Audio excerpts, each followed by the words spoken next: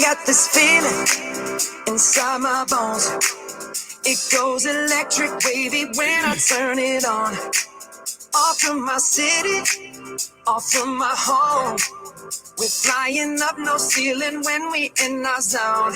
I got that sunshine in my pocket, got that good soul in my feet. I feel that hot blood in my body when it drops. Ooh, I can't take my eyes off of it, moving so phenomenally. You're more like the way we rock it, so don't stop. And under the lights, when everything goes, nowhere Just waiting for people to come in.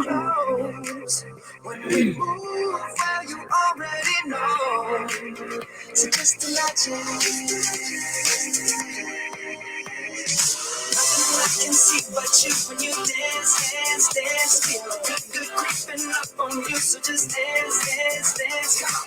All those things I shouldn't do, but you dance, dance, dance. And ain't nobody leaving, so keep dancing. I can't stop the feeling. So just dance, dance, dance. So just dance, dance, dance. Ooh, it's something magical. It's in the air, it's in my blood, it's rushing on. I don't need no reason, don't need control. I fly so high, no ceiling when I'm in my zone. Cause I got that sunshine in my pocket, got that good soul in my feet. I feel that hot blood in my body when it drops. Ooh, I can't take my eyes off of it, moving so phenomenally. You're more like the way we rock it, so don't stop that. Under the lights, when everything goes, nowhere to hide when I'm getting you close. When we move, well, you already know. So just imagine. Come on in, get comfortable. I can see but you when you dance, dance, dance. Feel good creeping up on you, so just dance, dance, dance. Come on. Dancing's good exercise, you guys. Move your body. This song makes you dance.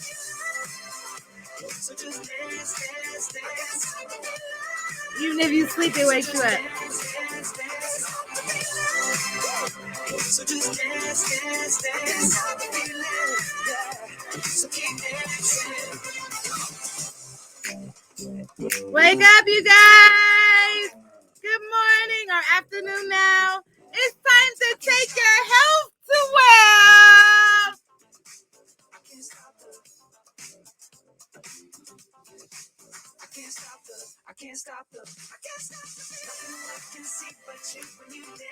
Move your body, you guys.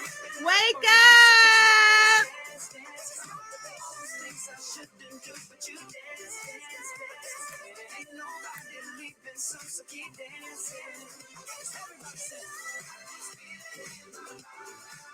Yes, don't you feel it in your body, you guys? Feel the energy, yes.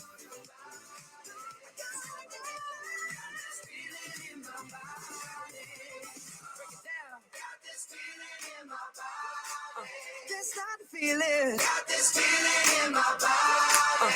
Can't stop the feeling. Got this feeling in my body. Come on. Yes, hello, you guys. Thank you so much for joining me today.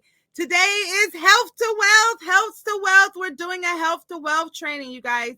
So I'm really excited today, you guys, to be able to show you a little bit more about your health and how to take your health to wealth, right? We all know what wealth is. Money, right? And a lot of times our health affects the way we make money. It affects the way we think. It affects the way we move. So if we can address our temple, address our health, then we can address our wealth, all right?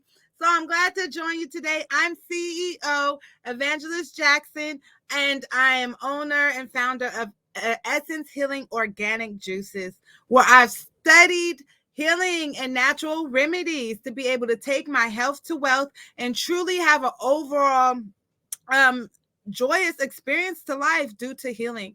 And so I wanted to teach you guys some of the things that I've learned and really how to be able to change some of your lifestyle to healthy habits for your body. And really, it's just one step at a time, right? I'm not asking you to climb a staircase, but just the first take the step of learning about what is good for you. How do you treat your temple in a way to where you can increase your health to be able to build the wealth that you need. And so that's what this workshop is. And I'm truly gracious and grateful that you guys took the time to join me. All right. So again, this is Health to Wealth, and this is how healthy living increases financial wealth. So I gave you a little bit of what we do. Again, I'm Evangelist Jackson. I started my own healing business, basically, of organic juices. I struggled with chronic pain, depression, anxiety, cancer, and I've been able to beat these through the glory of God, but also manage it through the things that I've put into my body and the type of activities that I do.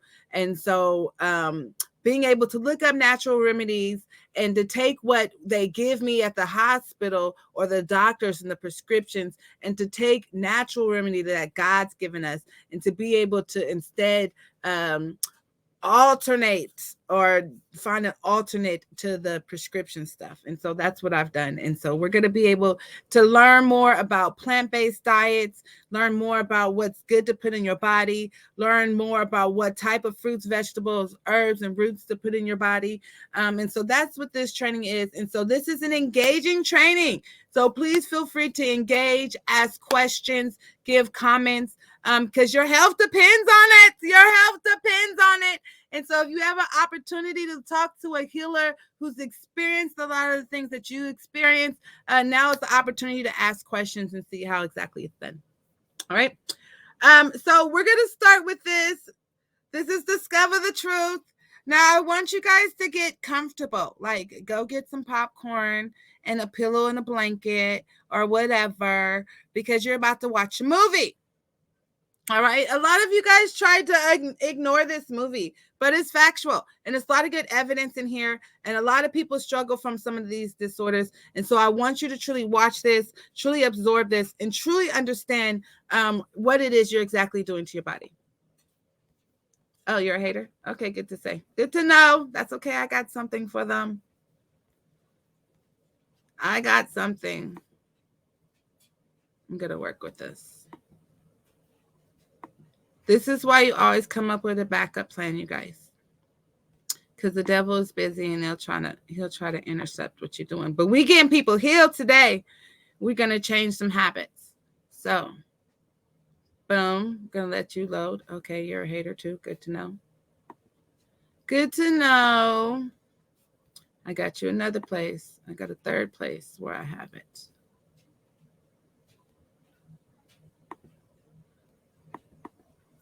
All this stuff is loading on me. All right. I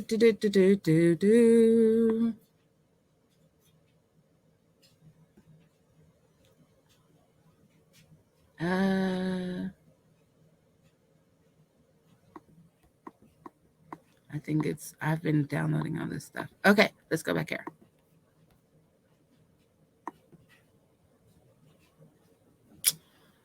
Oh, it's a hater. That's okay. I have it on here, but I don't know where it is or which one it is.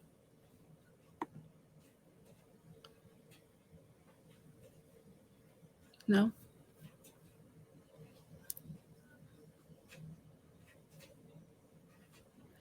I don't want to start clicking on stuff because I don't know.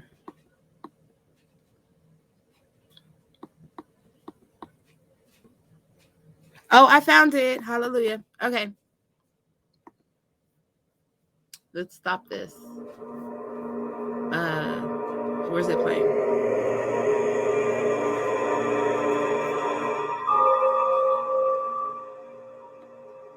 Where are you guys at? Oh, I found the movie. Okay, now I need to find you guys.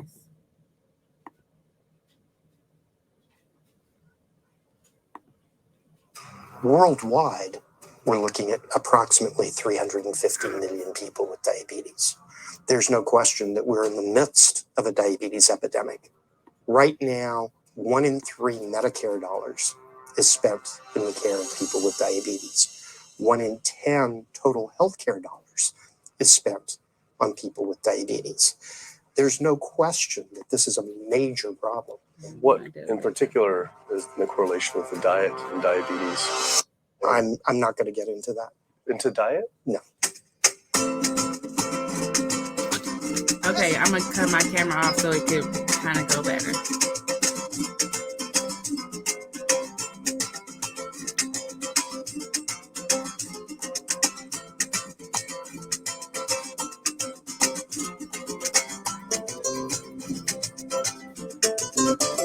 My name's Kip. I'm a filmmaker from San Francisco and I have a confession to make.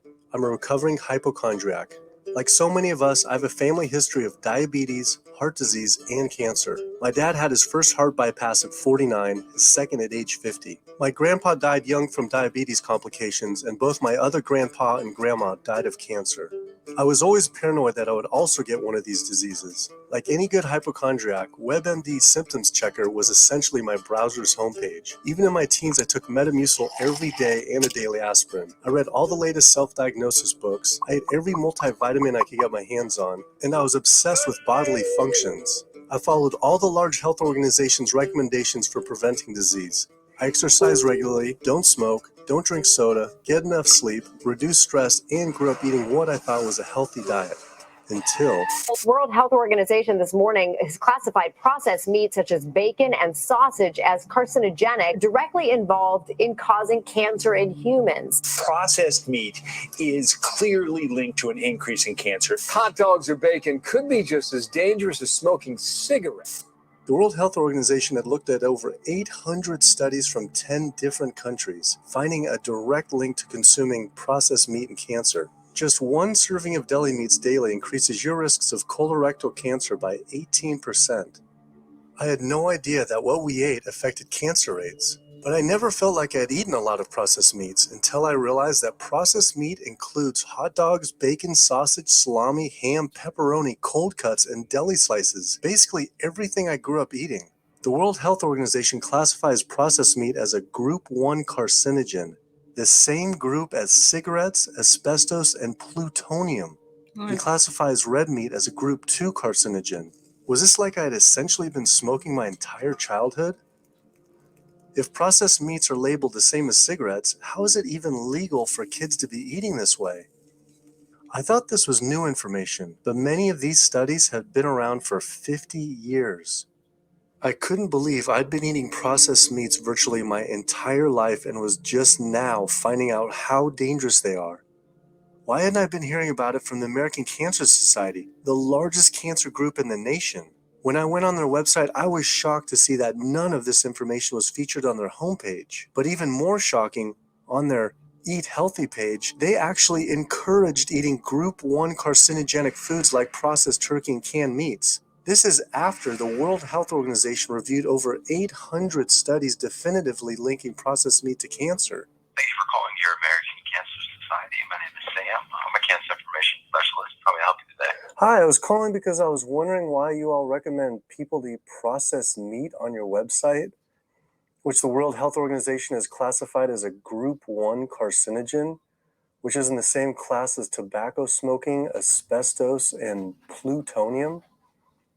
This would be like a lung association having a how to roll your own cigarette section on their website. It's kind of the same thing.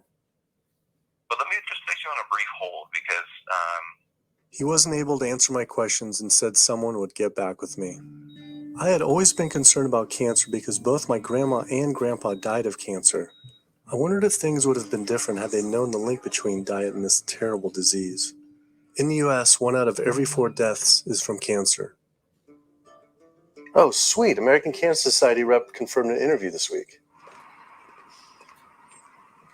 So we just went in for the interview with the American Cancer Society rep, and the security guard said there's no interview scheduled. So I went into my phone, and it turns out last night, after I told her that the interview is going to be about the correlation between diet and cancer, she said she could no longer do the interview.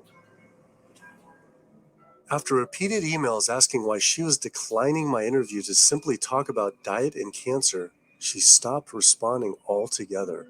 Why would an American Cancer Society rep not want to talk about this?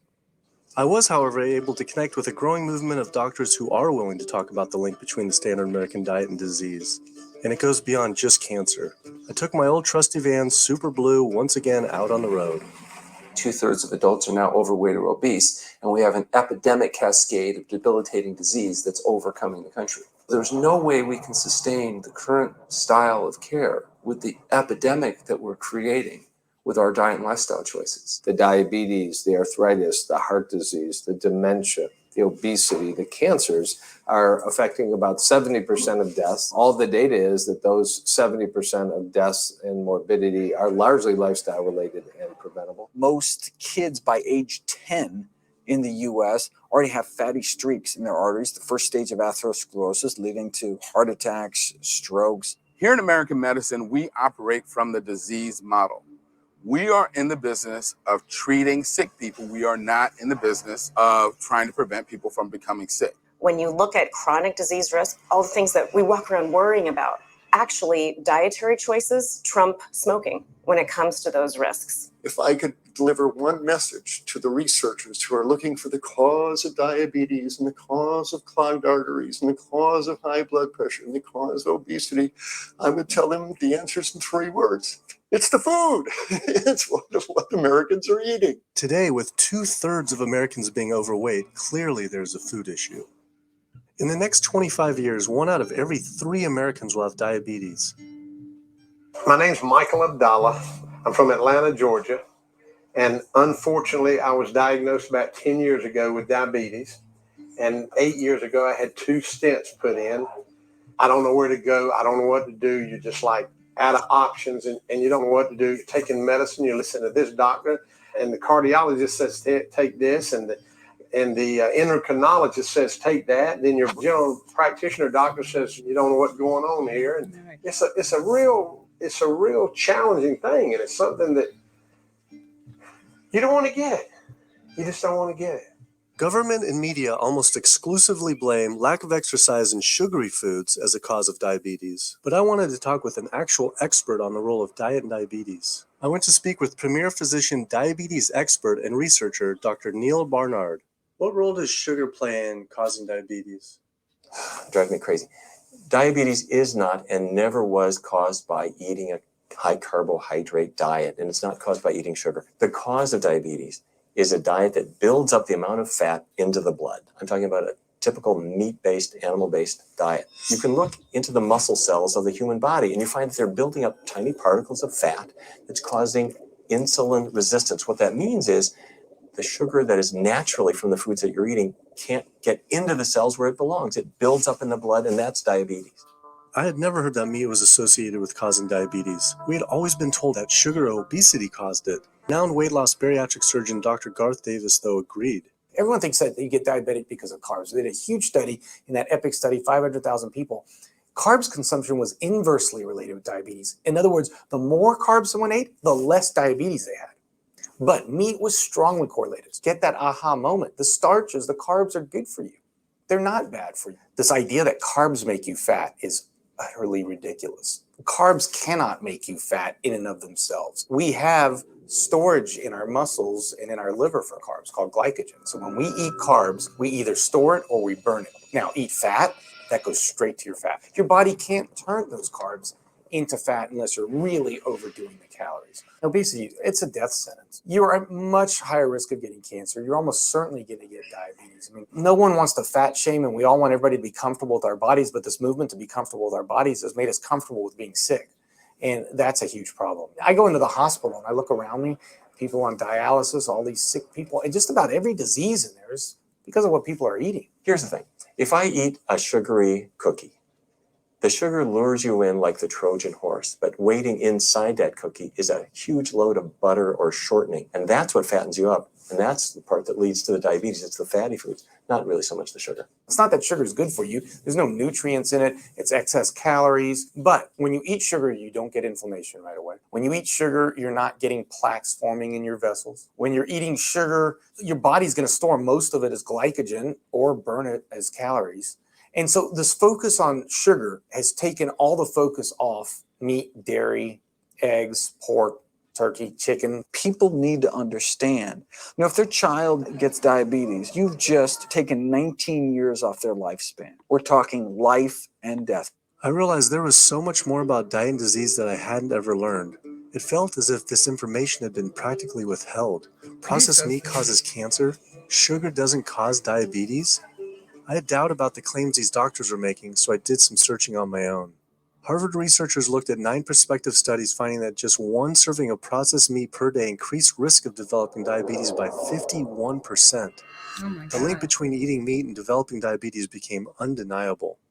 But when I went on the leading diabetes organization's website, the American Diabetes Association, not only did they not have this information front and center, they were featuring recipes for red and processed meat. And on their recipes for healthy living, they had bacon-wrapped shrimp? What the hell? All right, send an email to American Diabetes Association, see if they'll get back to us. As destructive as diabetes is, it pales in comparison to heart disease. Over 17 million people die every year from cardiovascular disease. It is the leading cause of death around the world. Nearly 1 out of every 3 people will die from this disease. The amount of people who die from cardiovascular disease is the equivalent of 4 jumbo jets crashing every single hour, every single day, every single year.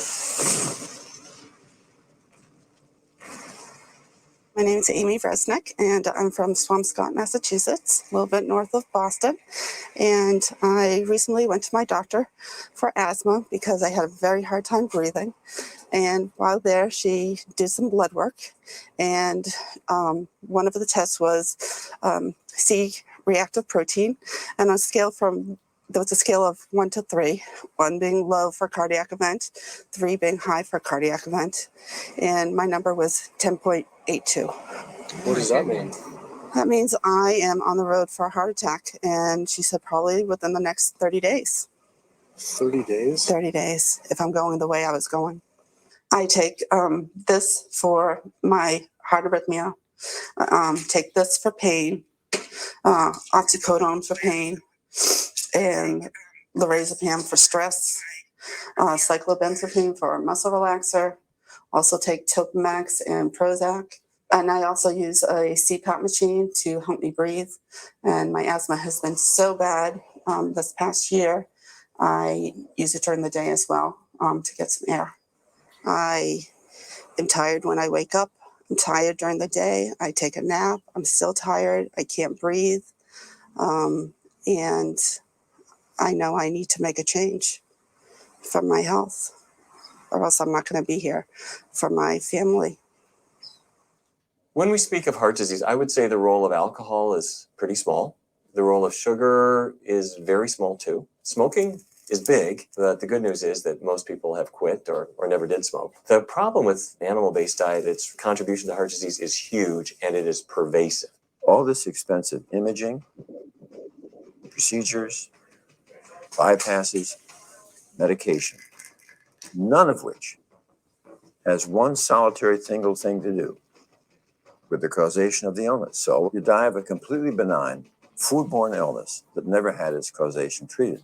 When we eat these kind of dead meat bacteria toxins, within minutes, you get this burst of inflammation within your system such that you basically paralyze your arteries. You get this stiffening of the arteries, their inability to relax normally in half. So it's not like decades down the road eating unhealthy, there'll be some damage. No, we're talking damage right then and there within minutes of it going into our mouth. Many people are given the diagnosis of Alzheimer's disease when it's not true Alzheimer's at all. The vast majority of people suffer dementia due to their tiny blood vessels in their brain clogging up and their nerve cells being shortchanged of oxygenated blood. And guess where that blood vessel dementia comes from? Those little tiny arteries are clogging up from that steady stream of fat, cholesterol, etc. It's really quite clear from the standpoint of cancer and the standpoint of cardiovascular disease that animal protein plays an enormous role.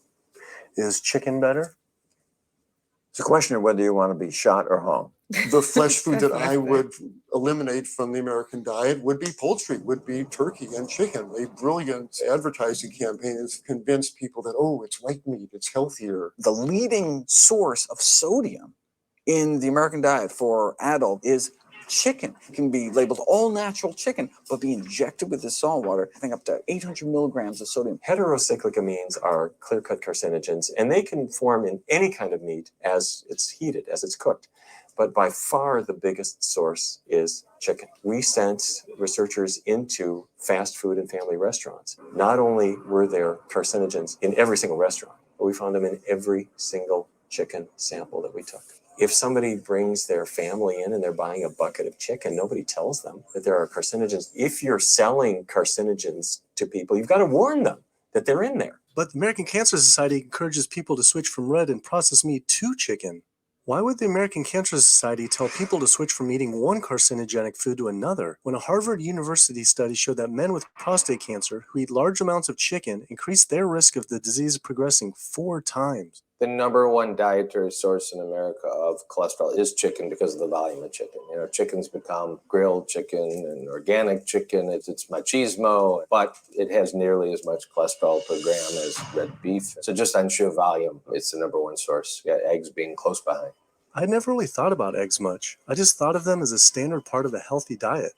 But then I found a study suggesting that eating just 1 egg a day can be as bad as smoking 5 cigarettes per day for life expectancy. The yolk of a hen's egg is the most concentrated glom of saturated fat and cholesterol. It is made to run a baby chicken for 21 days with no outside energy. It is pure fat and cholesterol. And when we put that into our bloodstream, it coats our red blood cells. Our blood gets thicker and more viscous. It changes our hormone levels. It raises our cholesterol levels. There's nothing healthy about eating the yolk of the egg. But I thought cholesterol and saturated fat wasn't an issue anymore. You know, these saturated fat studies that have come out trying to vindicate saturated fat, this is a campaign by the dairy industry, right? Number one source of saturated fat is dairy. It's not meat. 2008, the global dairy industry got together at a meeting and explicitly, read their agenda, was to neutralize the negative impact of milk fat by regulators and medical professionals, unquote. So what did they do? They funded studies. The main study that started the whole saturated fat media craze was funded by the National Dairy Council. The egg industry similarly funds studies that confuse consumers by making claims that eggs don't negatively affect heart function. That is, only when compared to eating a McDonald's sausage McMuffin? So what they're really saying is that eating eggs is just as bad as eating a McMuffin. When you eat foods like beef or steak or a processed meat, a hot dog, you're not just getting saturated fat. You're also getting other additional toxins that are in that food. There's heme iron, carcinogens, processing chemicals. This is all a lot more complicated than just looking at saturated fat. You know, the strategy is not on making their products any safer. The strategy is to just try to confuse the public, to introduce doubt. You know, there's a famous tobacco industry memo. It's called "Doubt is Our Product." That's all they had to do. They didn't have to convince Americans that smoking was healthy. Right? They just had to introduce doubt. Then they would win. If there's just enough controversy, people kind of throw up their hands. I don't know what to eat. Confusion is their game. I really don't think people thought what they ate led to heart disease. They think, oh, it's genetic. My parents had it. And I don't think people really think that what they ate led to diabetes. I think, oh, my parents had it. I was going to get it. And certainly cancer, they don't think that way. People have bad lifestyles that they've inherited environmentally. They've been exposed to a certain way of eating and living that they've carried on into their adulthood, passed on to their children. That is why they go on to develop the same diseases that their parents and grandparents may have had before them. But it is not inevitable. Even if you have a genetic predisposition, doesn't mean it's going to necessarily manifest. And what determines whether it manifests or not, maybe those epigenetic variables, the things that you can control, the environmental factors, the dietary factors, the lifestyle factors.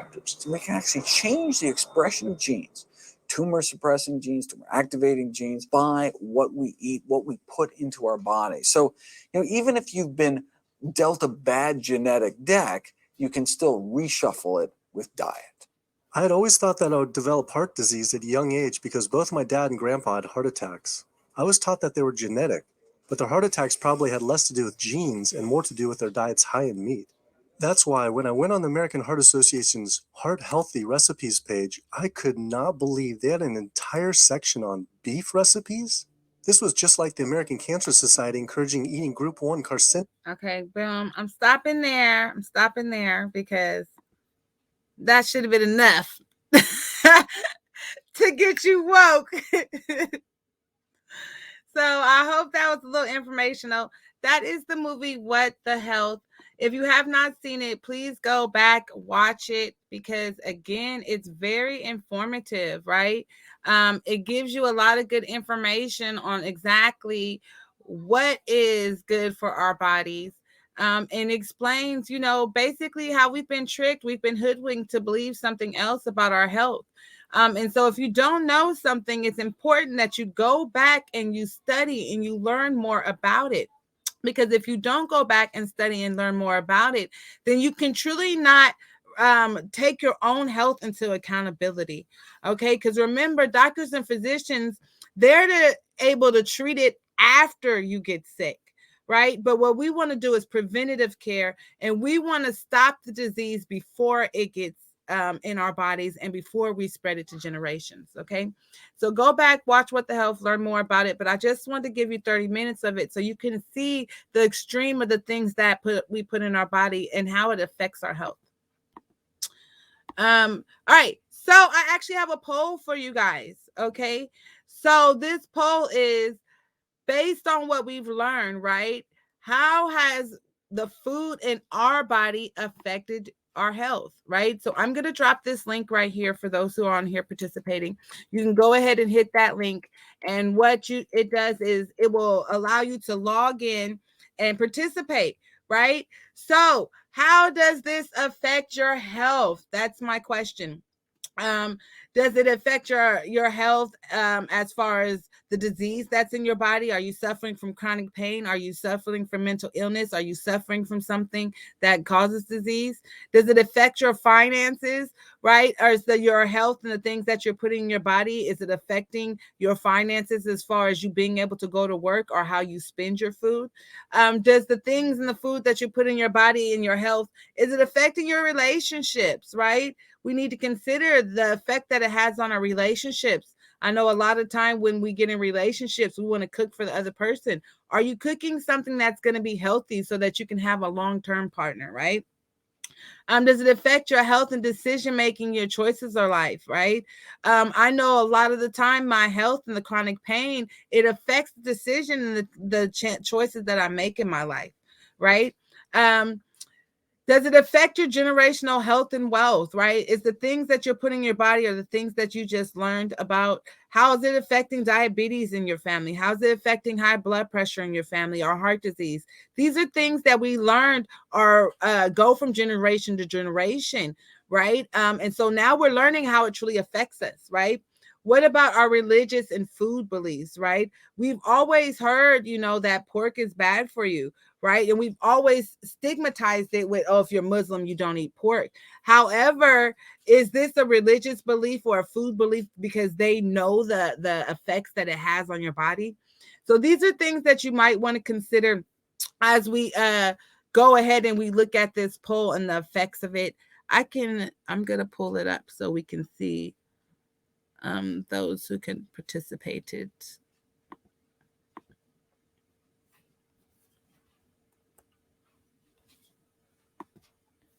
Oh, just kidding. Just kidding.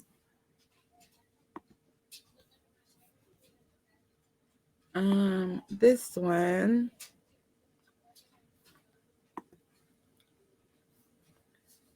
Okay, it's active. Let me present it so I can see. Okay, so a lot of people are saying that it affects their health, right? So they're realizing, hey, the things that I put in my body are truly affecting my health. And so once we know that it's affecting our health, we have to do something about it, you guys. We can't act like we don't understand the things that we know, right? So now that we know this, we have to do something about it. And it's really about making these healthy choices to where we can truly impact our health, all right? So here we go. We're going a little more. I appreciate all those who sat in there with me for the movie, because if you did, you truly educated yourself and you're no longer ignorant to the effects of the things that we put in our body and how it affects our health, right?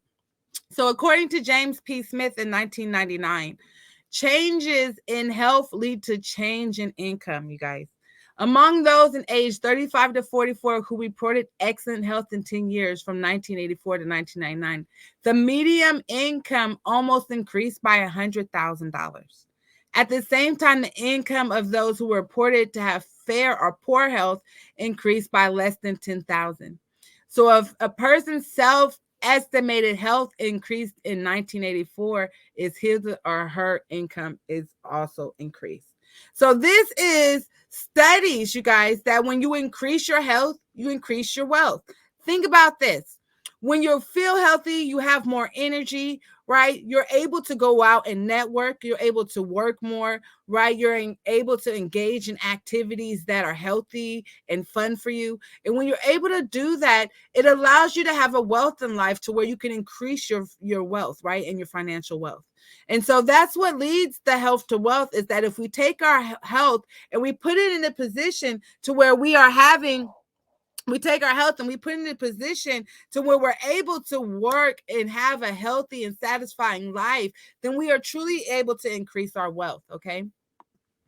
And so here's the steps that we want to take, you guys, to truly be able to take our health to wealth, right? Because again, now that we know what this is doing to our body and the things that we're eating, we want to take our health to wealth for not just the financial increase, but to really be able to enjoy our life and have a healthy and satisfying life. So here's another video.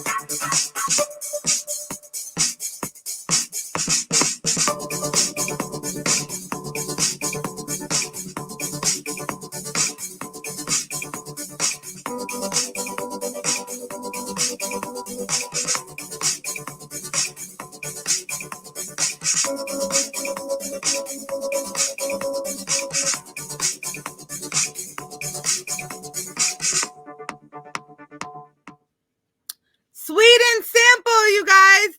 Everything that we've been learning throughout our whole life, right? We know that we need to drink water. So drinking at least 8 glasses of water, right? This is how we cleanse our body. This is how we restore our body. Our body is made of 80% of water. And so when we're able to put this water in us, it is healthy for our body, and it allows us to absorb and get rid of toxins, right? The next thing, we want to make sure that we're getting plenty of rest. You want to make sure you're sleeping at least 6 hours a day, right? Your body needs a chance to be able to recharge. You want your muscles and everything to have a chance to rest, and your mind needs a chance to rest. And so when we're able to sleep, it really gives us a chance to have an energy that we haven't had before. Exercise increase endorphins in our body. Endorphins, it gives us an energy, it gives us a kind of high, right?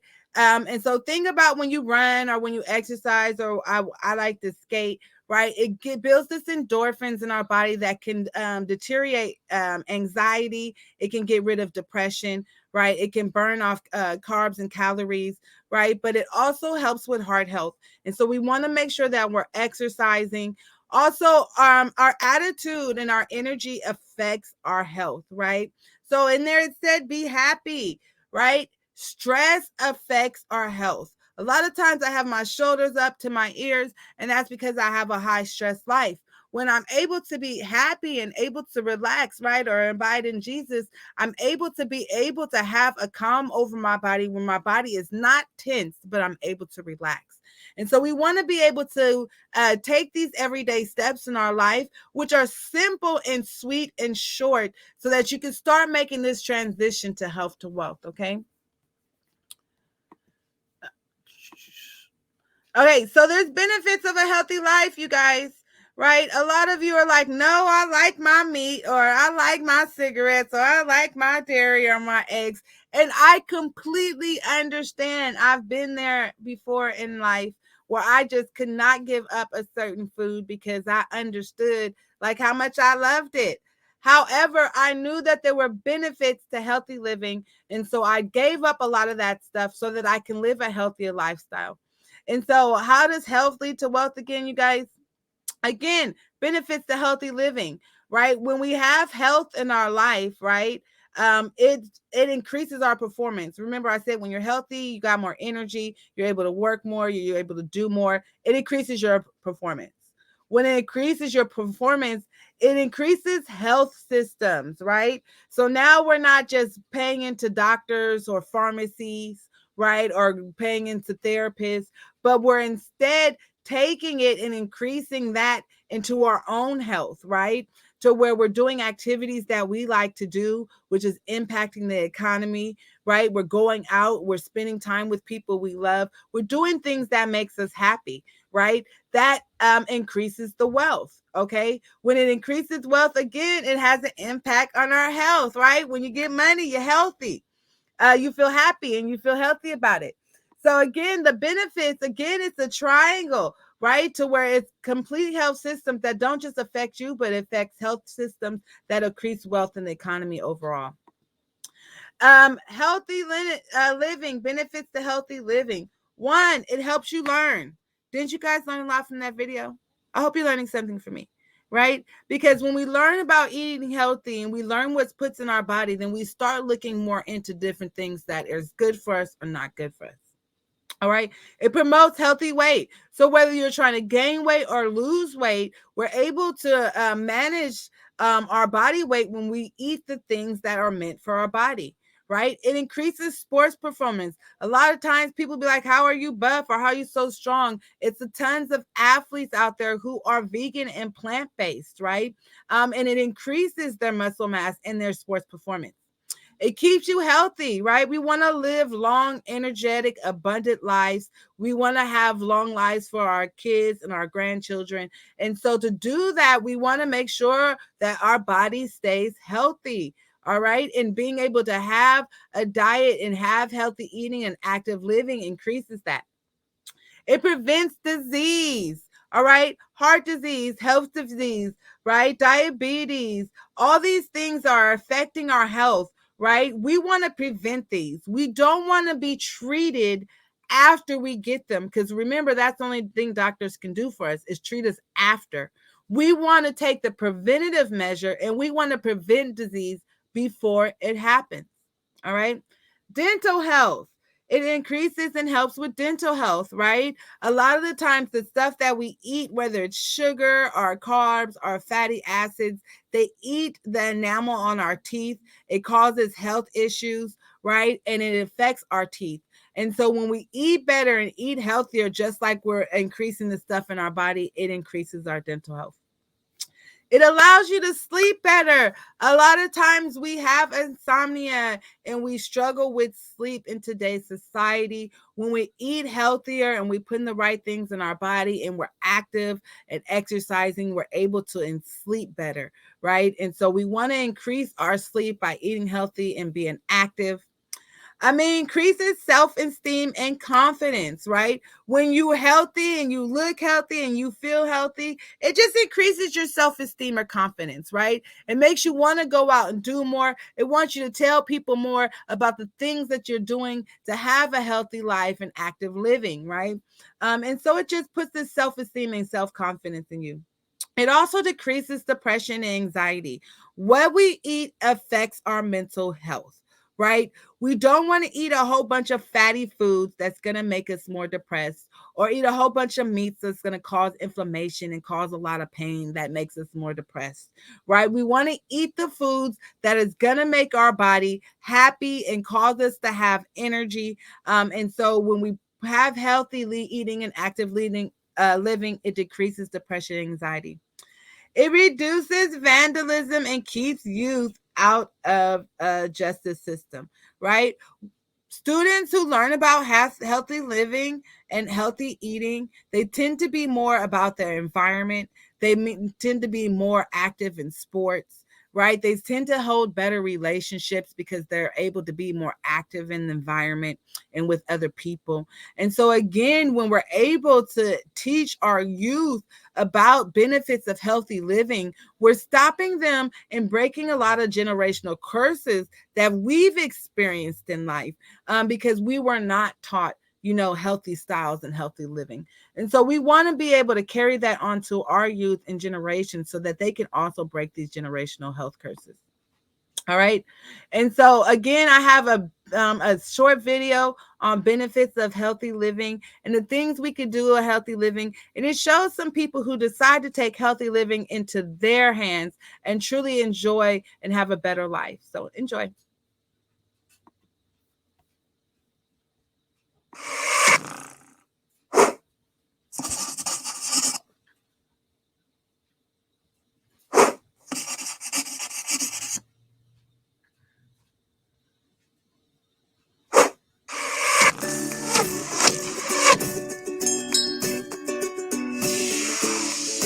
It was about a couple of years after I retired, I found that I had diabetes. Well, you have to make changes to your lifestyle.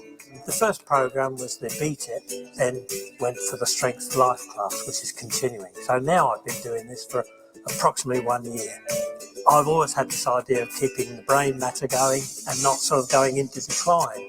Anybody that comes through the programs has a specifically catered program for them. I met up with him and we had an assessment and talked about his goals and his medical conditions. And she made a program suitable for my condition. He couldn't do too much when he first came. I could only step up around 15 times. Now I can do it at least 3 sets of 15 continuously. I've met some really wonderful people. You come here, you have a laugh and a joke, and it's more in fitting with older people. And if I don't do it, I sort of feel like there's something missing. My life is fairly busy, and the last thing I want to do is, as I said earlier, is to go into a decline.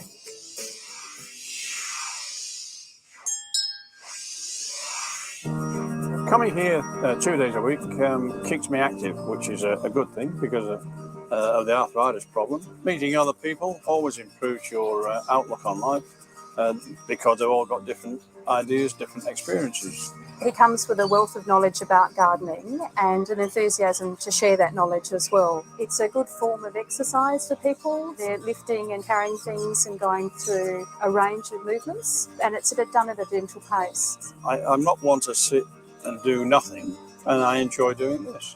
And he's expressed concern about keeping his brain young. Because I need to be fit, I need to be mentally alert in order to keep your family happy, because I always feel better when I go home. The problem-solving aspect of people being able to maintain sort of their cognitive abilities. There's the obvious vitamin D exposure. I'm also participated in community cooking workshops, so people would go and learn new recipes or come up with ideas themselves as to what they might like to cook. It's nice to have your own vegetables growing in your backyard. It's something you can just go out and pick out the ground and use it and cook it, which makes them healthy. And he realises the quality of food that you get when you grow your own. You'll both keep cooking and gardening, I think, for a long time. Yeah.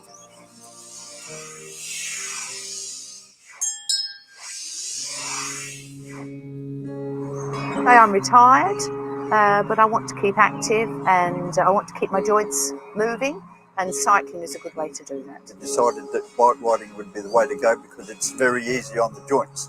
I've been cycling now for about 12 months with Cycle Salisbury.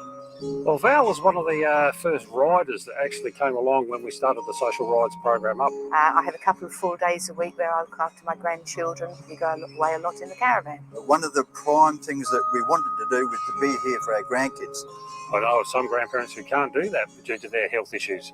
And Val's in a perfect position now where she's going to be able to continue that activity with her grandchildren as they get older. I've found a big improvement in the joints in my knees since I've been cycling. When we used to first start off, she could only do a few kilometres. And she has progressed quite well, going along for 20, 30k rides nowadays. Once you get diet and exercising going together, the mental well-being will come in automatically and it just snowballs from there. I think with cycling you get to see a lot more quickly. Salisbury has offered me bike trails that I never knew existed. And you can actually talk to people while you're riding along. We're not going fast. We're just going at a nice, comfortable pace that everybody can keep up with. We enjoy the social life, so we enjoy our coffee stops afterwards. So being in a group is a good motivation. I think if you're just on your own, you just wouldn't bother. The more active you stay, the younger you'll act and the younger you'll feel. Here's some people that are very old, yet they still turn around like kids. I'm in my early stages of life. That's what I feel like. Yep, I think so. You've got to go and do some painting and decorating now. Yeah.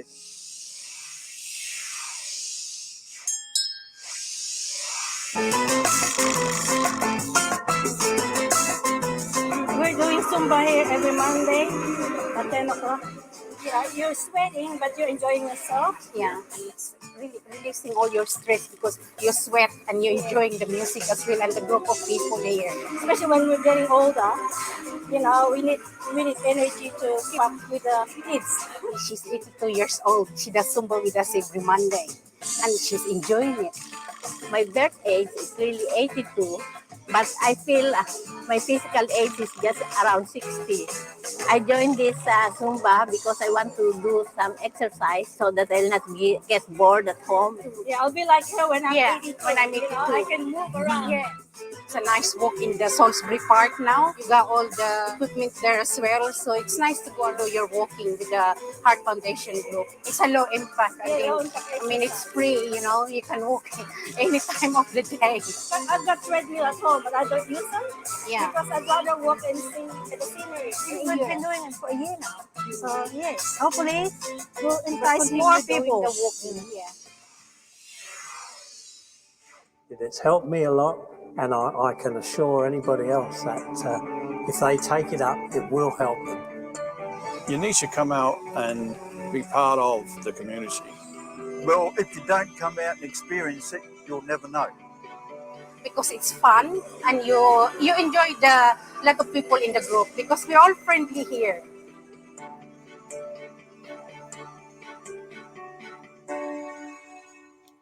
Yay. Okay, so I really like that video because again, it introduces different things that we can start doing in our life to start having a healthy lifestyle, right? If you don't like biking, maybe you like dancing. I personally like skating. I have fibromyalgia, and so I've suffered with chronic pain for years. And even as someone who can barely move or barely get up, who had been on disability, when I started taking simple steps like taking walks around the block and then, skating in the basketball court to where I'm able to skate at least 2 miles, right? And so it's little steps that increases your health, right? It's little things that we can do that'll start increasing the health. I also like the gardening thing because it does get you outside into nature. Nature, as we know, is also good for your body. It's good for your soul, right? It helps build communities to where you get in the community. But also, if we're going into a plant-based lifestyle, you want to be able to grow some of your own herbs and vegetables and roots, which I really enjoy doing.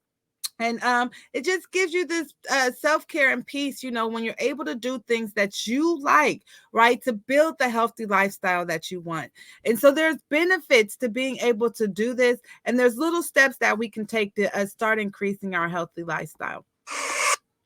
And so what I want you guys to do is get a piece of paper, and I want you to take a couple minutes and write 5 ways you can start incorporating a healthy lifestyle, right? Whether it's changing and cutting something out of your diet or finding alternatives, right? Maybe it's exercising more. Maybe it's drinking more water or getting more sleep. Right? Maybe it's going out into nature. Maybe it's doing more physical activity. What are you going to do to incorporate a healthy lifestyle?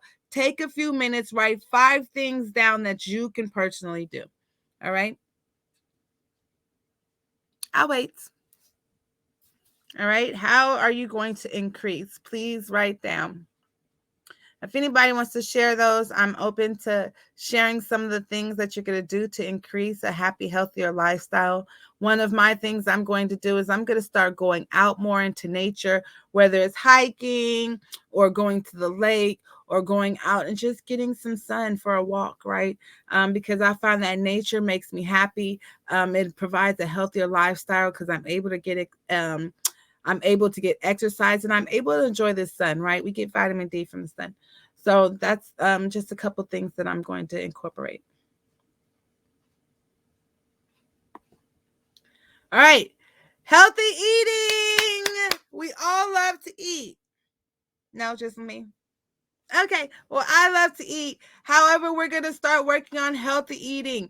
We can still enjoy some of the things that we like, just the healthier alternative, right? So that's what I want people to work on is if we go to different places or we going to shop, I just want you to stop and pause and think, hey, is there a healthier option to this? So it's not about giving something up. I'm not telling you to give something up right away, because I know that terrifies people. I'm not asking you to do that. Thank you. We have one person who said they'll drink water, exercise more, sleep more, socialize more, and eat healthier. Good job. Thank you for participating. And so we want to incorporate these things, right? Eating healthy is a transition. If you're eating bacon, you're probably not going to stop overnight. I'm being honest, right? But maybe next time you go to the store, you want to start looking for healthier options than what you normally eat for bacon. All right. So let's talk about healthy eating. So let's start with healthy eating. We know health is wealth, right? And so we want to increase it by the nutrition and the healthy living. Have you ever heard you are what you eat? All right, well, you are what you eat. And here is a holistic, basically a visual of that, right? So uterus, like if you're having uterus issues, you can always go and eat avocados, which increases uterine, right? If you notice ginger, they look like veins. A lot of the things we eat, they go to a specific part of the body. Did you know that, you guys? So we can increase these different things and it'll increase our health, right? Maybe you're someone who's healing or just gotten out of breast cancer, right? Citrus, right? You want to increase brain health. Maybe you're eating walnuts. So these are different things. You always heard carrots increase eyes. I know you guys heard that in life, right? And so we want to be able to eat the stuff that are good for us, that helps these different things. If you're having kidney health, eat kidney beans. All right. So these are things and tricks that we can use to be able to increase our own health and our own selves without going to the doctor a lot of the time. All right. So how to start eating healthy? We got to start somewhere, you guys. And it's difficult to start. But again, it's not about giving up. It's just about transitioning to something more healthy and being more aware that you have healthier options out there. And so here are some steps to start eating healthy.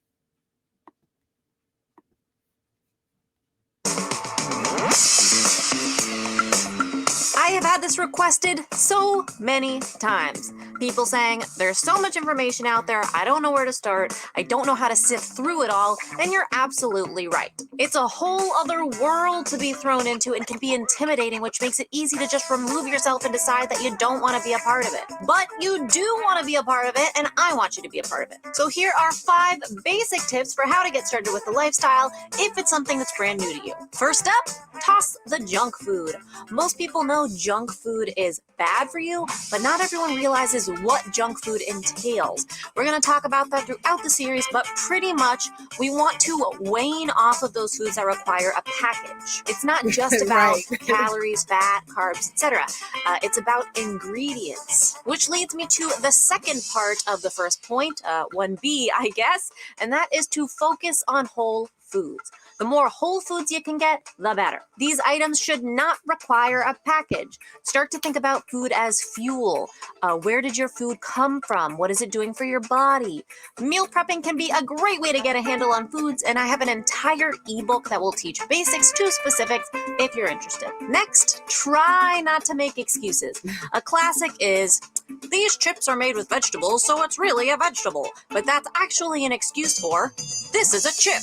This is a really hard one, especially at first, because sometimes we don't know what our excuses are until we become educated enough to recognize. I used to make these excuses too. And thumbs up if you have ever made an excuse. You're normal. When you come from a diet on mostly processed foods, you don't really realize how many processed foods you eat, which most of us do or did, which is why focusing on whole foods is so important. Drink water. One of the biggest setbacks with nutrition for many people are beverages. Whether it's a Coke or a healthy smoothie, which maybe isn't actually as healthy as you think, we're really better off drinking water and turning to whole foods for our fruit sources. Or how about infused waters for flavor or tea? Educate yourself. Honestly, there is so much information flying around, it's easy to hear something that kind of makes sense and just roll with it. Instead, try to read books that share lifestyles different than your own.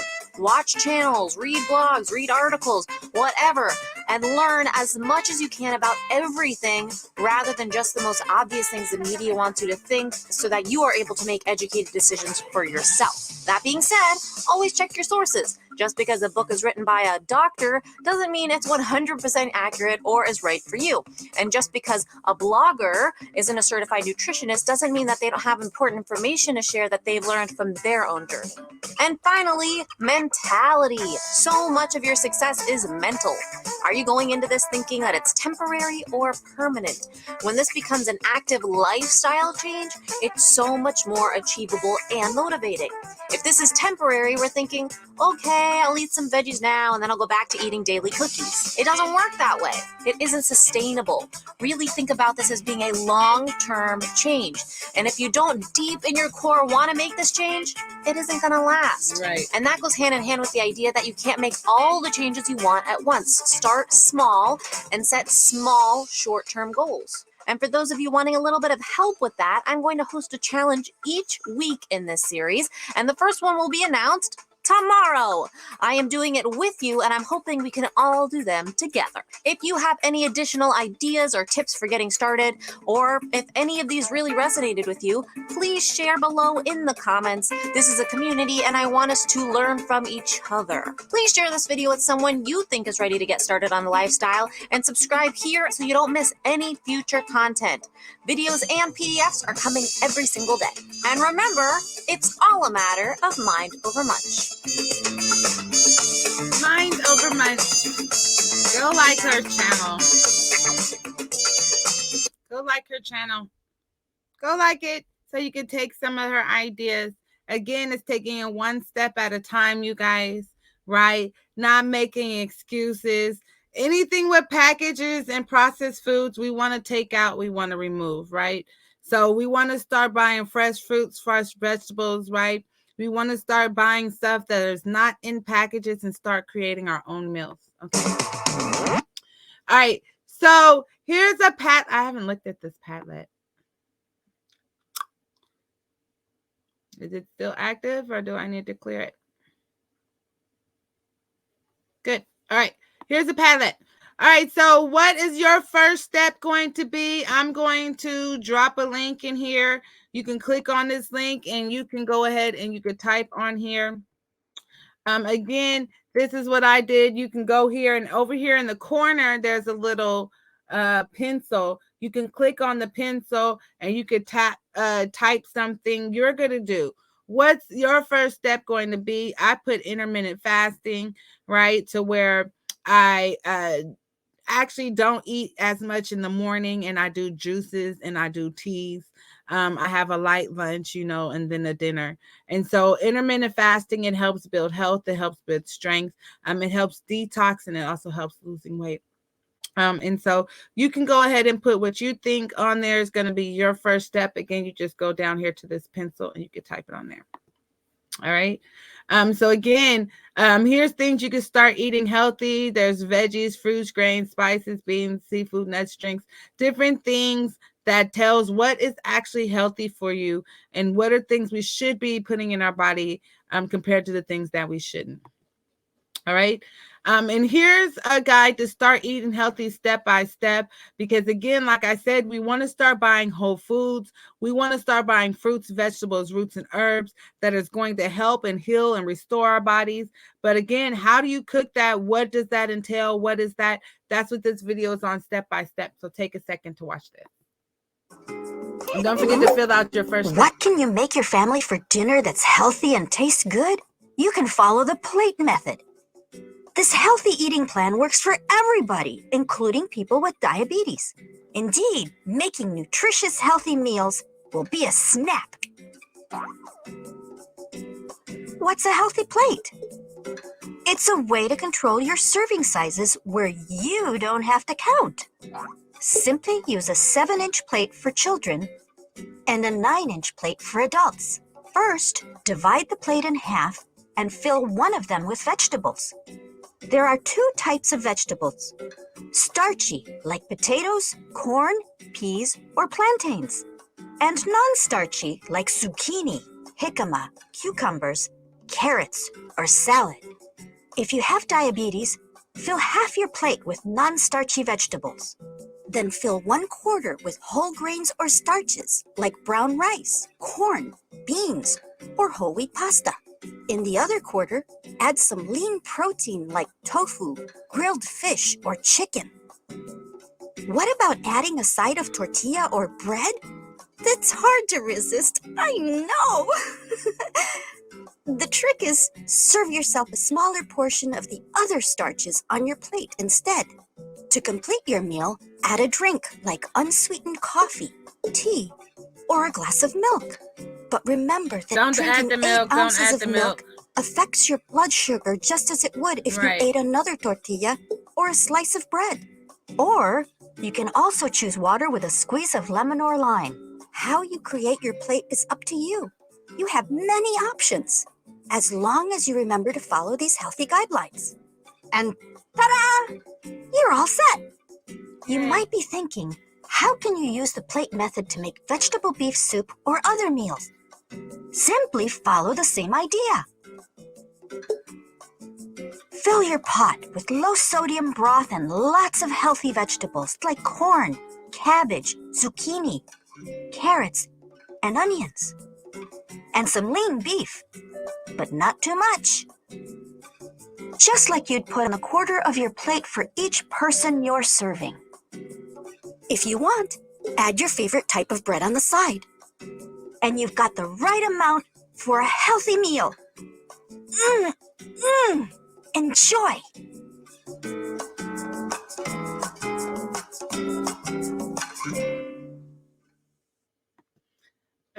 All right, so remember, you guys, these are steps. These are steps by steps to us getting to a more healthy way, right? And so if we have this healthy plate, then we can start working on the things that we need to have a healthy lifestyle.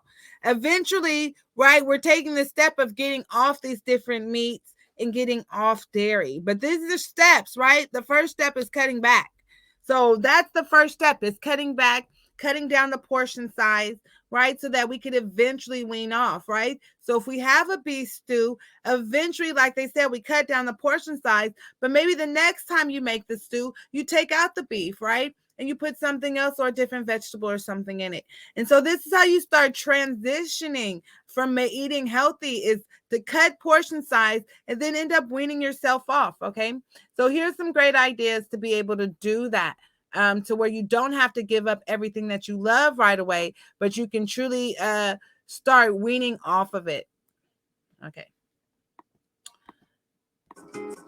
All right. So I love this portion, which is food is medicine. Food is medicine, you guys. As I've shown you before, right? We are what we eat. And so when we know what foods are right for our body, we can address certain health issues. I've been on tons of medication throughout my life due to my health issues. And what I found is, just like the guy was saying in the video, and What the health is, they send you to these doctors for medications who gives you medications that you need another medication for and another doctor for, right? And then it becomes a whole cycle. It wasn't until I started getting off these medications and switching to all natural remedies that I really started getting some healing and health in my life. And so we need to realize that food is medicine, right? God heals from the plants and the herbs of the earth. And so we want to use that to be able to treat a lot of our symptoms. There are many health benefits to drinking freshly juiced fruits and vegetables. It's a great way to add nutrients in fruits and vegetables that normally wouldn't eat. Fruits and vegetable juices retain most of the vitamin, minerals, and plant chemicals that would be found in whole versions of those foods, right? These nutrients can help protect against cardiovascular disease, cancer, and various inflammatory diseases like rheumatoid arthritis. Valuable compounds called flavonoids and anthocyanins are abundant in a variety of fruits and vegetables and guard against oxidative cellular damage, which comes from everyday cellular maintenance and exacerbated from exposure to chemical and pollution. All right, our bodies, you guys, are naturally toxic. All right, because of the environment, because of the things that we put in our body, right, to our exposure, our bodies are naturally already toxic, right? And so it is our job to make sure we are putting the right food, the right fuel, the right medicine in our body to be able to fight off some of these toxicities that we're experiencing from just being in the environment and the things that we eat, right? Right here, this also explains how the medicine and the food and the fruits and vegetables that we eat, it can help us fight a lot of these diseases, give us the nutrients that we need, but they can also restore nerve cells. So those who have suffered with long-term issues like I have, we can start rebuilding some of these nerve cells by the things that we put in our body. You don't believe me? Look at Dr. Sebi. I studied him for a long time as well. And again, he's the all-natural herbalist who, again, have fought about the stuff that we put on our body. And he's healed and got rid of many of these diseases just from the things that we put in our bodies. And so do some research, learn about the different things and how food is truly medicine and affects what we put in our bodies. All right. So what we want to do, you guys, is we want to start replacing some of our pills, right, with medicine, because food is medicine. What I have found and what I also liked in that last slide is I've tried a lot of foods and fruits and vegetables and herbs, roots that I would have normally not tried until I started juicing. Right. So beets, again, these are beets right here. I've never eaten beets till I started juicing.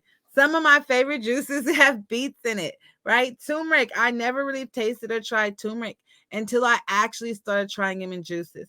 So again, these are health effective juice foods. They're superfoods that help in our bodies restore cells, give us energy, remove inflammation, remove disease. And so we want to put this food into our bodies as fuel and be able to start really living healthy lives. So again, food is medicine. We're trying to replace pills with food. And it's just like that lady was saying in the video, right? If we would have finished the rest of the video, she would explain how when she switched to a plant-based diet, a lot of her inflammation went away. She was able to start breathing well, right? She was able to decrease the medication she was on, and she went away from that 30-day heart attack. And it was simply from going on a plant-based diet and changing her medication to food. So go ahead and check out this video on just how we make food medicine.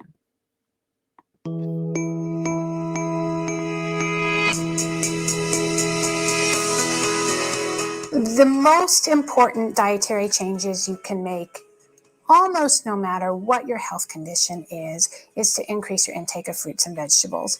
We know that fruits and vegetables help prevent cardiovascular disease, prevent obesity, prevent diabetes, prevent many types of cancer. And so as a health professional, we always advocate for healthy diets. Healthcare providers across the United States are becoming increasingly aware of how important food insecurity is for their patients. And there are a lot of ways in which your healthcare provider may be able to support you if you're able to bring these issues into a conversation with them.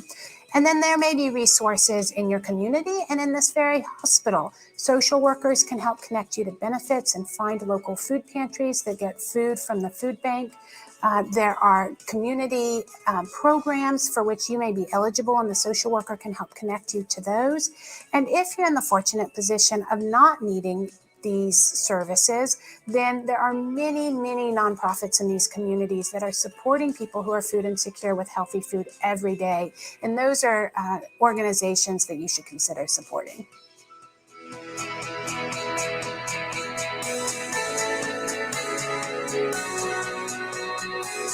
We have chard and kale in our far bed. We planted that on our opening day, August 1st. And those plants will actually survive all winter. And we'll be harvesting about every week or every 2 weeks from those beds.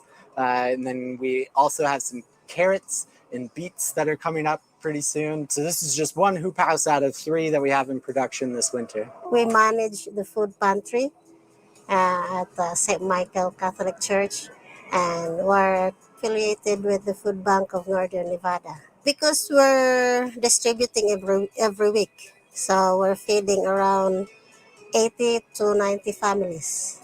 And these are for the people that has diabetes and high blood pressure. And yeah, we're happy that this program is also helping us out.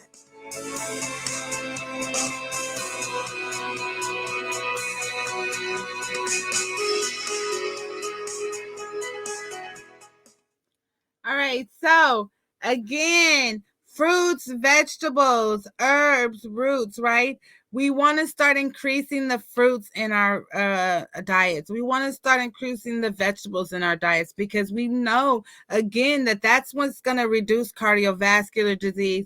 That's what's going to help with diabetes and high blood pressure is the fruits and vegetables. Increase fruits and vegetables. I love telling people this fun fact. Do you know pineapple is 500% more effective than Robitussin? Pineapple is 500% more effective than Robitussin. People have been getting Bo or Robitussin, and they've been ODing off of Bo and Robitussin. Doctors been hesitating giving it. But really, if you go drink some all-natural pineapple juice or eat pineapple, it's just as effective for cough. Actually, 500% more effective than Robitussin. So when you learn about these fruits and vegetables and just how they impact and affect your body, you can truly use them as medicine. Turmeric helps with inflammation. If you know this, when you're feeling these pains of arthritis or rheumatoid arthritis, tendonitis, or if you're having pain, you can use turmeric to help with inflammation. Peppermint helps with stomach and indigestion, right? Ginger helps with about everything. I love me some ginger, right? So when you eat these things, again, there's benefits to them that can substitute medicine. A lot of the things that my kids complain about and they say that they're hurting in pain or whatever, I will tell them go eat some fruit or go drink something or something that's natural instead of leading them to pills all the time. And that's what we want to do is we want to start having healthy medicines and foods and drinks that we're putting into our body and our kids' body so we can start breaking some of these generational health curses and we can really be more healthy, right? We're almost through this, you guys. Ooh. Oh, I thought this was good. I just added this slide.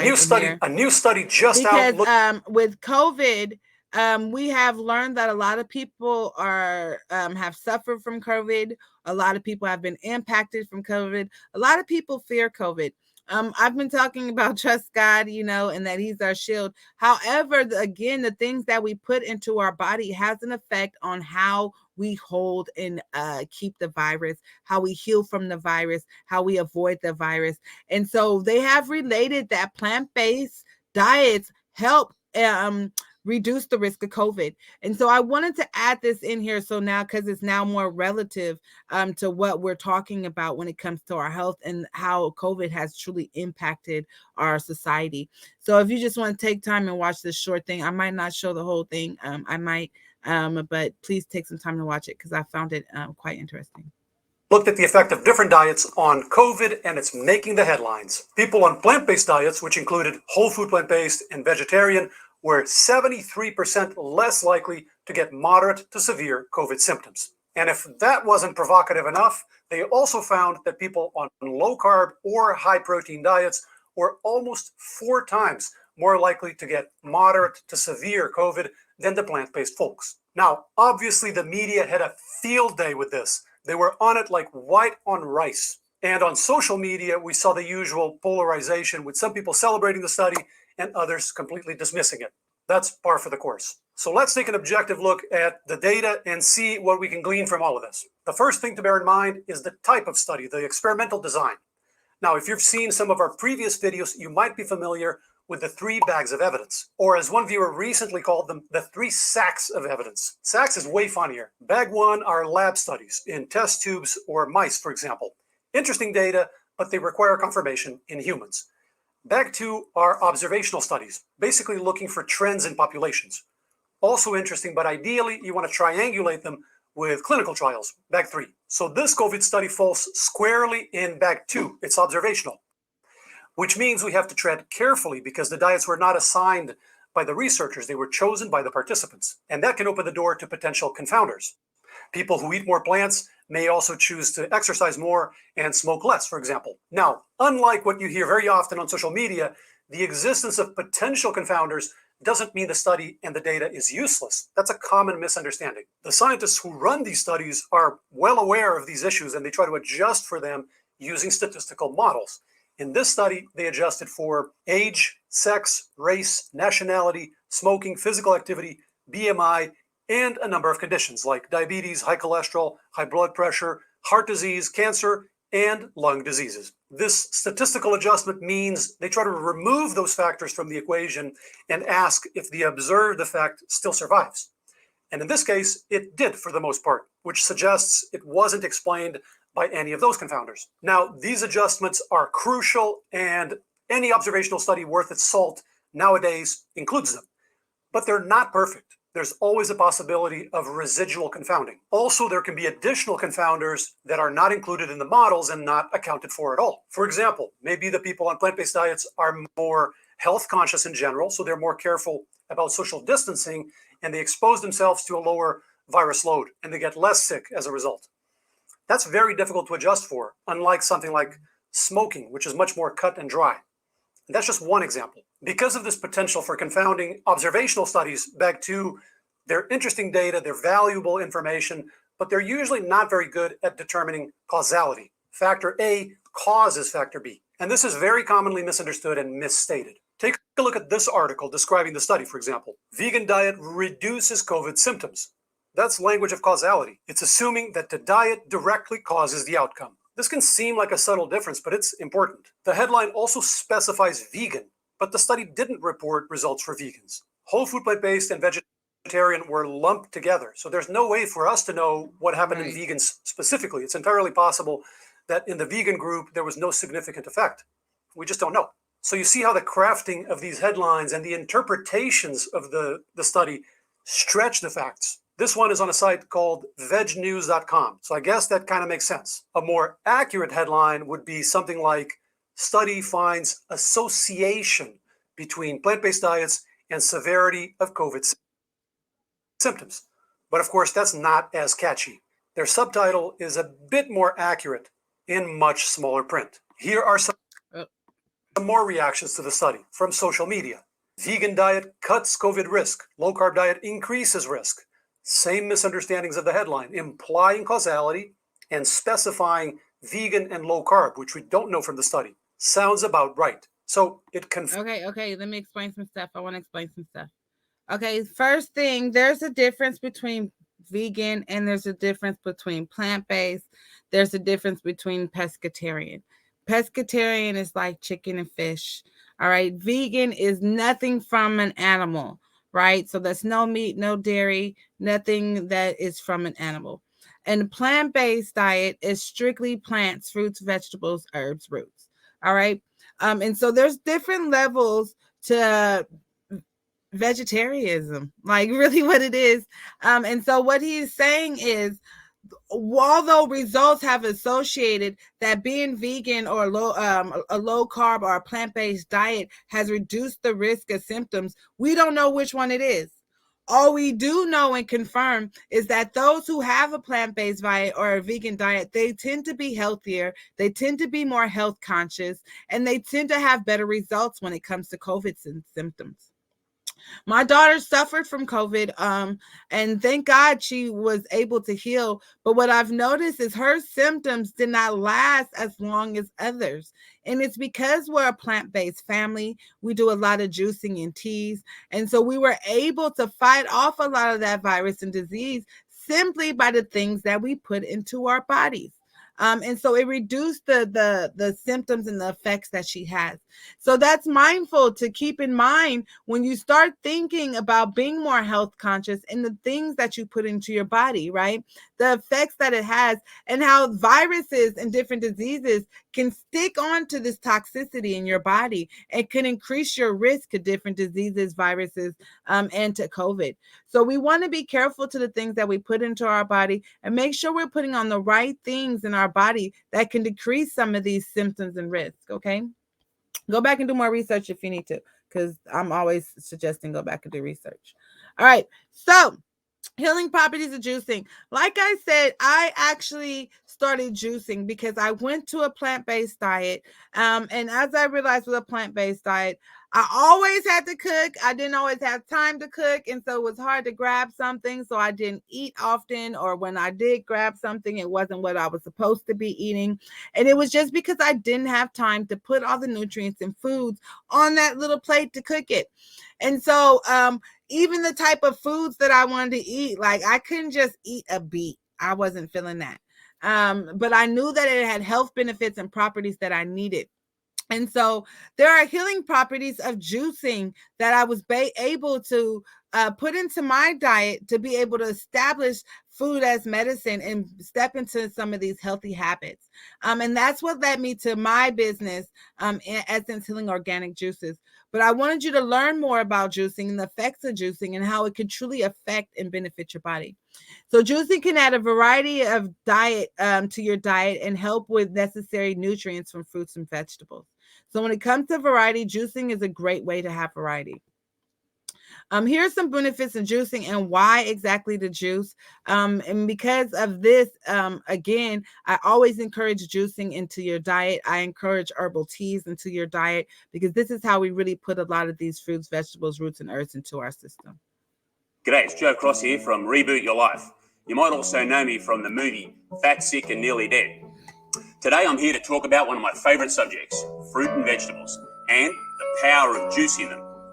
Why juice them? Well, just look at all of the beautiful array of fruit and vegetables we've got here. We've got captured sunlight. It's all this energy that's just captured. Take this apple, for example. Just think about the enzymes, the antioxidants, the micronutrients that are all captured in this beautiful apple. And what we're going to do is we're going to slice them open, we're going to put them through a machine, and we're going to release all that power into a liquid form. That liquid form is really, the best thing about it is that it's so easily absorbed through our digestive system. You see, when you eat fruits and vegetables, that's good for you, but it takes a little bit of energy to digest them. But when you put it down in a liquid form, what I like to call like a garden in a cup or freebase in Mother Nature, they'd rapidly absorb straight through into the system to give you a powerful boost. So if you think about it, all of these different fruits and vegetables, they have different compounds and different benefits to our system. Everything in front of us here today is high in potassium, magnesium, calcium, high in acid folic and iron. All of those micronutrients and those enzymes are terrific for healing and preventing disease. The one thing I know for sure is that at the moment, Americans are only receiving 5% of their caloric intake from fruits and vegetables. It's not enough. Ask any doctor. They'll all tell you to eat more fruits and vegetables. And that's what my message is all about. And why would you want to do this? Well, the benefits speak for themselves. Let's talk about from the top some of the things that can happen. Number one, if you start juicing and eating more fruits and vegetables, you're going to think clearer. You're going to see the world better. You're going to have less headaches. You're going to have more energy. How about your joints? Your joints are going to work a lot better. You're going to get These powers of these fruits and vegetables are so anti-inflammatory, it's not funny. It's like I'm testament to that. I used to have trouble getting out of bed in the morning. I'd be aching, I'd be sore. Now I jump out and can't wait to attack the day. In terms of sleep, I've never slept better since I started increasing my consumption of fruits and vegetables. The power of juicing is testimony to that. In terms of keeping the weight off, yep, that worked as well. But even if you're thin, we all know that just because you're thin doesn't mean you're healthy. You've got to look after the insides. And there's no better way of looking after your insides than consuming more fruits and vegetables. And there's no better way of getting them more rapidly absorbed into the system than by juicing. So, juice on. Juice on. I love juicing, you guys. I ain't going front. Like he said, there are so many benefits to juicing. It's a rapid way to get fuel into your body. Like he said, I wake up with a lot of chronic pain. I will grab a juice and I instantly am able to move around. My joints are looser. My muscles are looser. I have more energy. And when you learn what these fruits, vegetables, roots, and herbs do, then you're able to eat and dress and drink based on your diagnosis or how you're feeling.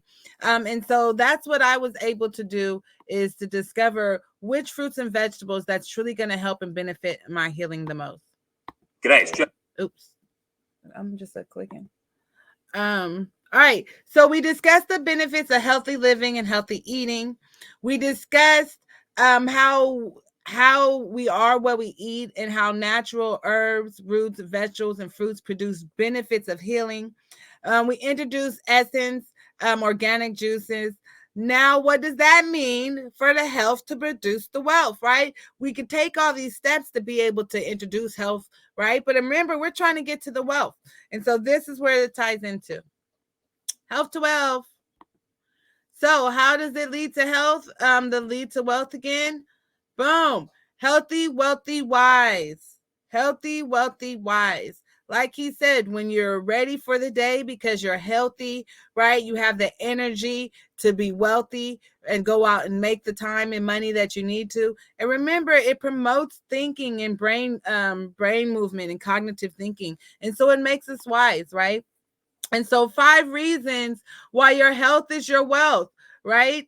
Your gut is health like gold, right? So again, our gut is responsible for our immunity, our mood, and much more. So what we have in our gut, it affects our mood. What we eat truly affects our mood, right? Exercise lengthens your lifespan. Remember, we want to be around for our kids and for our grandkids. We want to be able to be healthy and live long lives. And so we want to make sure that we exercise, right? Eating healthy fills our energy bank. Remember, food is fuel, right? We know that food is medicine. And so when we're able to fill our life, we're able to fill our energy bank, right? Also, this leads to quality of supplements to make health rich, right? So we need food, even organic food, right? It gives us nutrients and supplements that we need for everyday life. We can replace a lot of those different vitamins and those different herbal vitamins and different stuff like that when we're eating and drinking the stuff that we need to put in our body regular, when we're eating and drinking the fruits and vegetables on a regular. Getting plenty of sleep, right? It also puts money in the bank. You have to have the exercise, the energy to be able to move, right? You have to have the functionality to be able to think. And when we don't get rest, it affects us. So we want to incorporate these 5 things, because these things is what's truly going to increase our health and lead to our wealth, right? The intersection of financial wealth to health, right?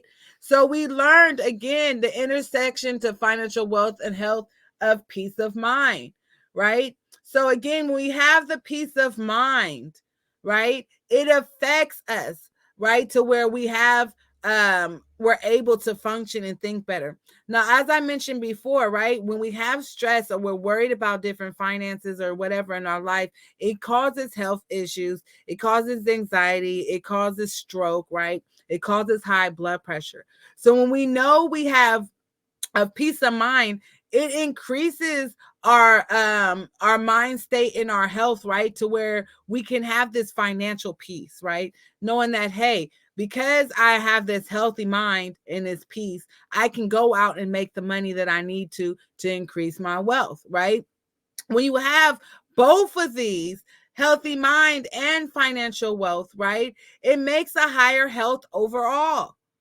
Overall, when you're able to have a peace of mind in your health and you have financial peace, you have a 29% chance of increasing your health, right? So we want to try to embody both a healthy peace of mind and financial peace, right? That'll increase our health. Also, our health increases both healthy peace and financial peace. So you see how it's a cycle to where if we incorporate one, we can be able to incorporate the other. But our goal is to incorporate both of these so we can have a higher life, right? So intersection of financial wealth. As a high level, we can see several things. First of those is the highest peace of mind, 12% depicted in the purple, right? Tend to feel more relaxed, confident, in control of both their health and their wealth.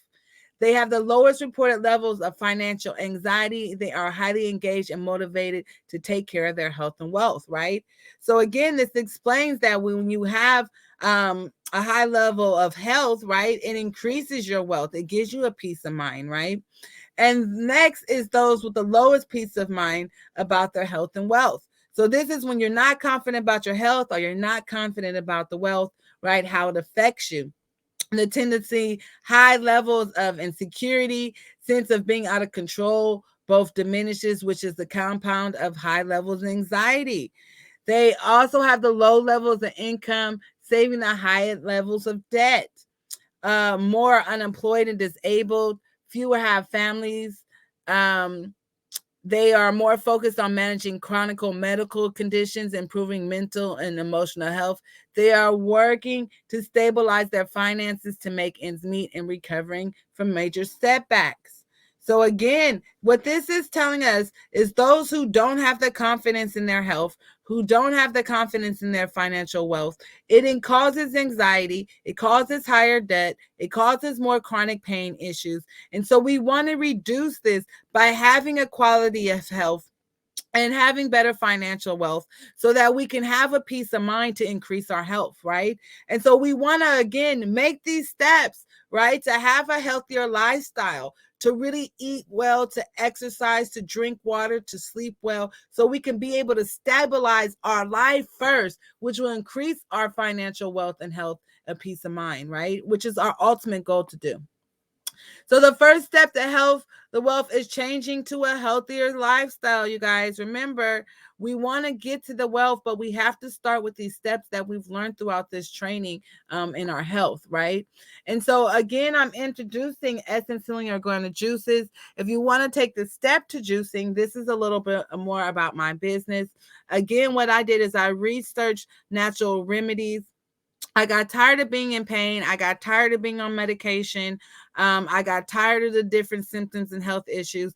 And I'm like, hey, what did we do back in the day before these doctors and all these chemical medicines were made? And it was natural remedies, root vegetables, fruits, and herbs. And so I actually looked up these roots, vegetables, fruits, and herbs that go to specific diagnoses, disorders, different types of the body. And I created different juices to be able to meet these healing needs. And so Essence Healing Organic Juices is healing through organic juicing. It's the organic fruit, vegetable, herbs, and root juices. I'm a self-employed business, and healing juices are bottled by Healing Diagnosis or Healing Concern, and it's remedied by Alkaline Foods. So they're plant-based. They're strictly organic fruits, vegetables, and herbs and roots that I've created these juices from. All right, healing juices and organic juices. Just a little bit information about the juices. So this is a website that I have set up. It's Essence Healing Organic Juices. Right now, we're not taking orders on the website. If you want to contact me for an order, we could discuss that further. However, I don't take orders on the website anymore. I do want you to use this as a reference, though. One, to get more information about us.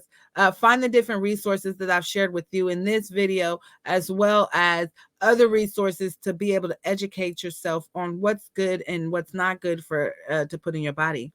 But what I have is it's separated by disorders, right? So if you have stress, fatigue, insomnia, asthma, liver disease, allergies, you can click on one of these and they'll actually give you the different juices where you have a variety of juices to choose from, right? And be able to address some of these issues that you're having. So here's an example of some featured juices. This is Drink Your Dreams. Greens. It's spinach, cucumber, celery, lemon, ginger, apple, right? And so again, here is berry delicious, grapes, strawberry, lemon, ginger. You can always add sea moss to any of these. And so these are juices, again, that are remedied to do these specific things, right? If you're looking to weight loss, you know that these are the different fruits and vegetables and roots that help. If you're looking to detox, these are simple roots and vegetables that you can eat or you can juice to be able to start causing detox and be able to help this healing in your body. And then again, if you need my information, this is where you can start. If you want to start making these changes, or if you want to start getting into juicing or tasting juicing or information on the resources of juicing, here's my contact information. This is Essence Healing Organic Juices. Again, I'm the founder and CEO, Evangelist Jasmine Jackson. You can reach our website at essencehealingorganicjuices.net. Our email is eho.juice@gmail.com. And here's a number, Facebook, Instagram, where you can contact us, get information, find resources, order juices, see when our pop-ups are, and really take a step into getting into juicing and providing a healthier lifestyle. And so those are the information. Yes, I made it. So proud of myself. So again, you guys, we want to start increasing our health to wealth. We really want to start taking these different steps so that we can truly step into our wealth and our health and try to have a more abundant and happier lifestyle that God promised us. I want to give you a chance to ask any questions. If anybody has any questions, again, you can feel free to contact me. If you have any comments, you can also put them in the chat. I'm streaming on about 4 or 5 different platforms right now. And so I'm looking at all of them to be able to get your feedback and information. Participate in some of those activities. Go back and finish some of those videos and really take some time, study, right? Don't take the health field word for it. Don't take Kaiser's word for it, right? We've learned that they're an economic system that is not for our health, right? They're all about money. And so we need to study to show ourselves to prove our health depends on it, right? I'm tired of being in pain. I'm tired of the depression, anxiety. I'm tired of the diseases that run through my family. And so I took the step, right, to educate myself so I'm not ignorant on the tools and the things that I put in my body.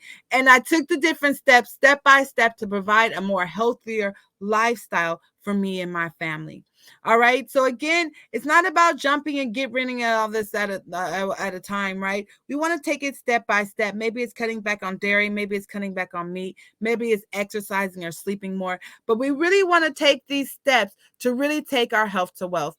And so again, I thank you. I thank you for joining us for our Health to Wealth training. Make sure you make sure you share this with a family member, a friend, someone who you know may benefit from this Health to Wealth training so that they could really take their health into a new level. We can start breaking generational curses of diseases. And we can really be delivered from some of these thorns that we've had in our lives, right? And so you have the opportunity to take control of your own healing. Right? You have that opportunity. You have that choice. And so if you have any questions, please reach out to me. Study, look up some of these things, watch What the Health, look up Dr. Sebi, start juicing, whatever you got to do for your health and healing. I'm here. I'm Evangelist Jasmine Jackson with Essence Healing Organic Juices. Feel free to contact me at any time for any questions, or maybe if you want to take your juicing to a whole nother level, you are able to do that with Essence Healing Organic Juices, wherever that's at. I have a lot of slides. Boom, boom, boom, boom, boom, boom. So any questions, please feel free. If you want this slides, I don't know. I guess I could share. I don't mind sharing. I don't mind sharing the slides if you need it. Again, if you have any questions, you can feel free to ask. I'm trying to get to my contact information. Ooh, boom. Contact information there. And I thank you again for joining us at Essence. Have a wonderful self-care Saturday. Make sure you come back and join us. Like, subscribe, and share. I love you, and so does Jesus. Bye.